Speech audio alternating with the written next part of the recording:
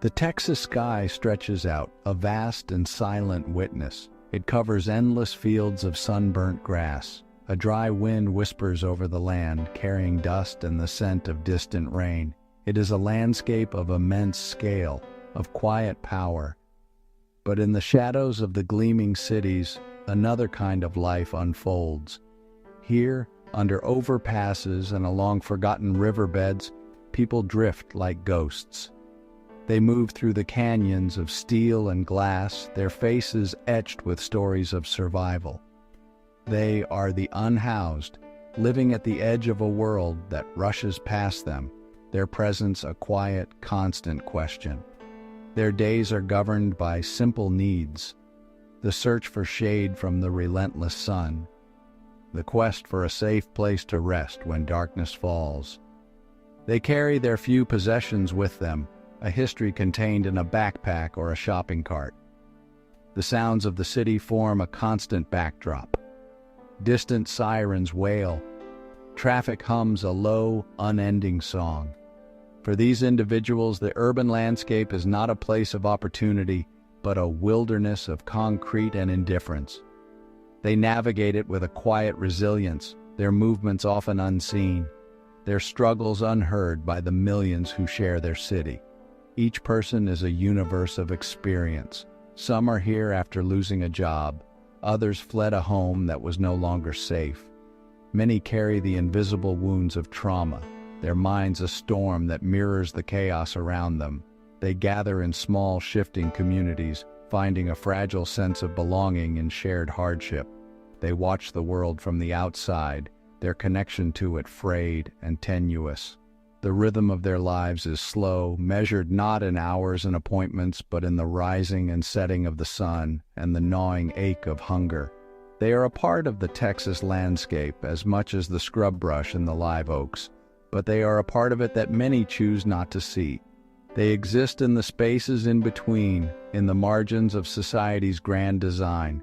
Their survival is a testament to the strength of the human spirit, but it is a survival that grows more precarious with each passing day.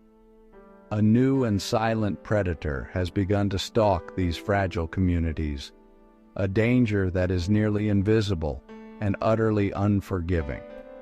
It waits in the shadows, a threat that promises escape but delivers only oblivion.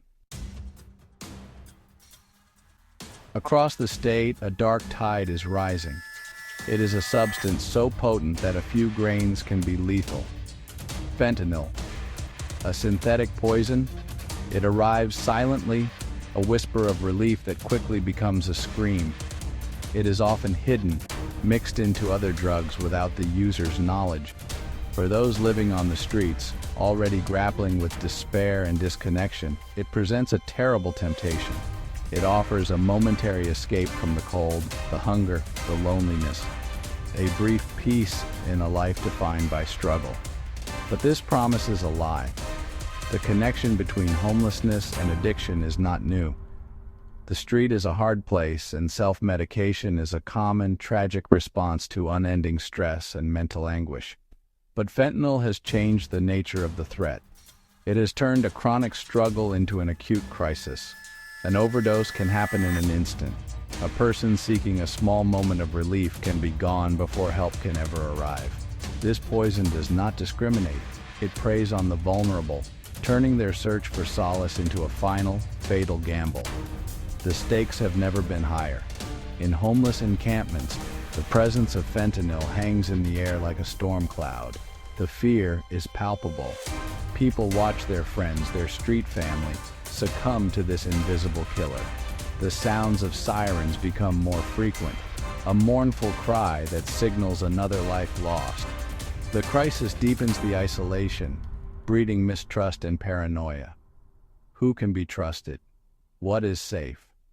The drug tears at the already fragile bonds that hold these communities together, leaving behind a wake of grief and fear. Survival becomes an even more solitary, more desperate endeavor. The toll is staggering. Overdose deaths have surged, creating a public health emergency that unfolds in plain sight. Each victim was a person with a story, a past, and a future that was stolen. They were sons and daughters, mothers and fathers. The crisis is not just a statistic. It is a collection of individual tragedies repeated over and over in the alleyways and under the bridges of Texas cities. Fentanyl has become the apex predator in this harsh urban ecosystem, and its hunt is relentless, its methods brutally efficient.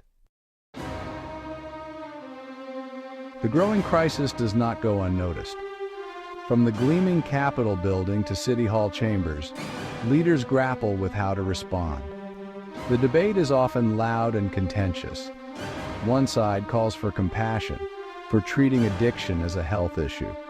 They argue that punishment only pushes people further into the shadows, away from the help they so desperately need. They point to the deep roots of the problem: a lack of affordable housing, inadequate mental health care, and a frayed social safety net.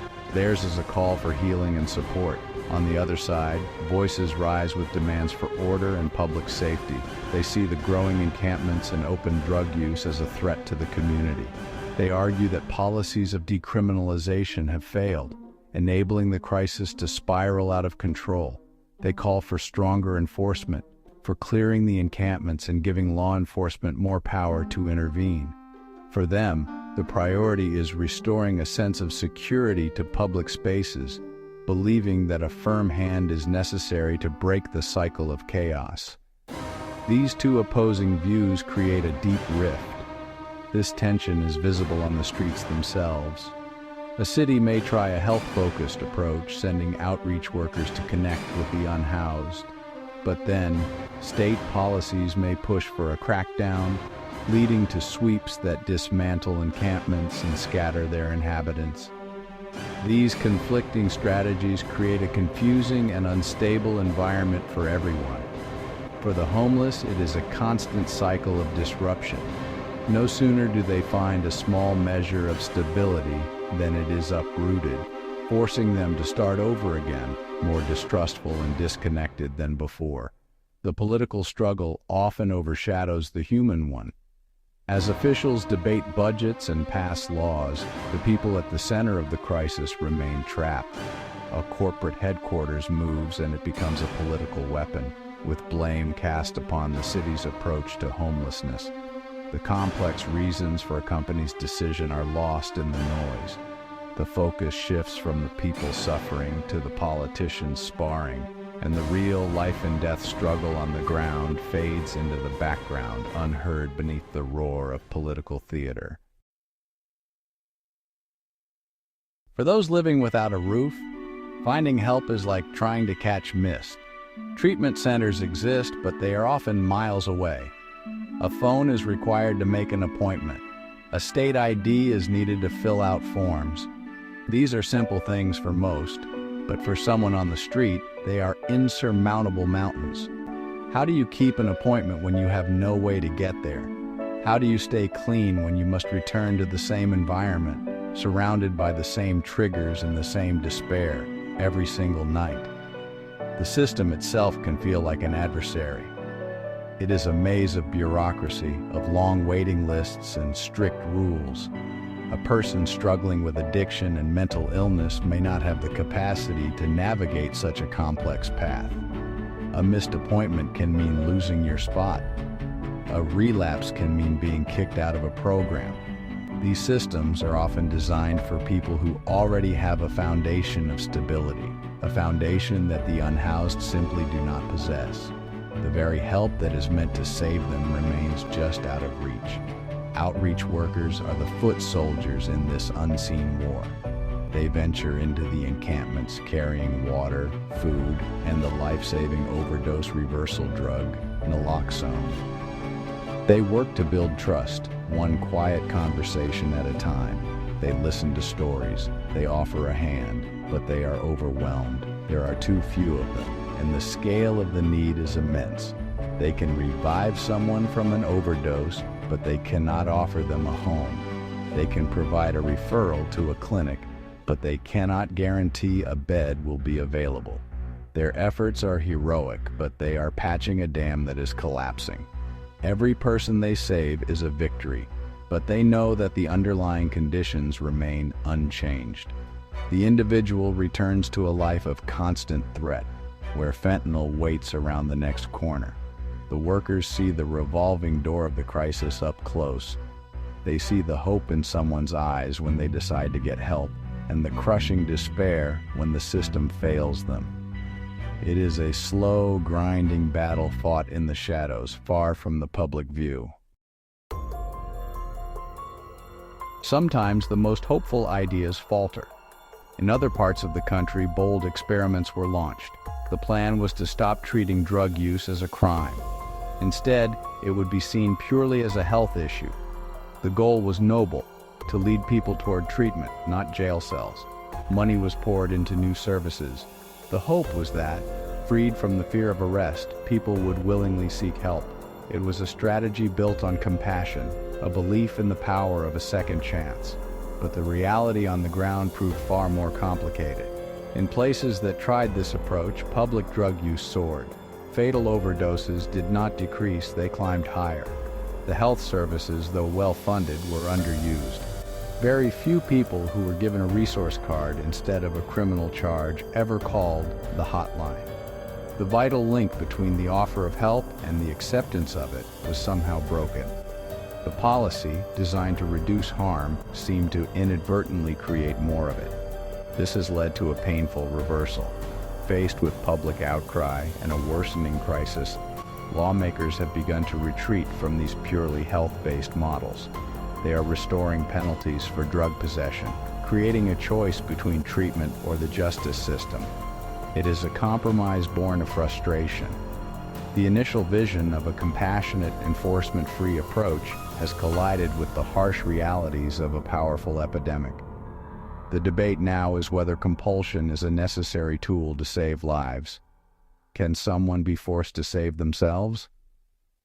This experience sends a ripple of caution across the country, all the way to Texas. It shows that good intentions are not enough. A solution cannot just be offered. It must be accessible, effective, and compelling. It shows that ignoring the role of public order can undermine the goal of public health. For the people on the street, these policy shifts are just more instability. The rules of the game keep changing, but their desperate situation remains the same. They are caught in the cross currents of society's search for an answer. There is another path. It is not a simple one, but it holds a quiet promise. It begins not with a choice between treatment and punishment, but with a fundamental human need, a place to call home. The idea is to integrate housing and healthcare into a single, seamless system, to build a place where a person can find a safe room to sleep, and in that same building, a doctor to see, a counselor to talk to, and a path to treatment that is clear and present. Imagine a place where the first step is not a demand, but an offering, a key to a door, a safe space to lock your belongings, a quiet room where you can finally exhale. In this environment, the constant stress of survival begins to recede. The mind, no longer consumed with finding the next meal or a safe place to sleep, can begin to heal. It is from this foundation of safety and dignity that the journey of recovery can truly begin. Housing is not a reward for getting clean. It is the tool that makes getting clean possible. This integrated approach brings the mountain to the people. It removes the barriers of transportation, of navigating confusing systems, of falling through the cracks. When a person is ready to seek help, that help is just down the hall. Trust can be built slowly over time with familiar faces. This model treats the whole person, not just the addiction. It recognizes that homelessness, trauma, and substance use are deeply intertwined, and they must be addressed together in one place with patience and persistence. This is the cautious hope that flickers in the Texas twilight. It is the idea that we can build a more effective, more humane response. It will require investment. It will require a shift in thinking. But it offers a way to break the deadly cycle, to provide not just a moment of relief, but a lifetime of recovery. Out on the horizon, the last light of day fades. The city lights begin to glow. And in the quiet spaces between, the struggle for survival continues. But perhaps with a new approach, dawn will bring not just the sun, but the real possibility of a home.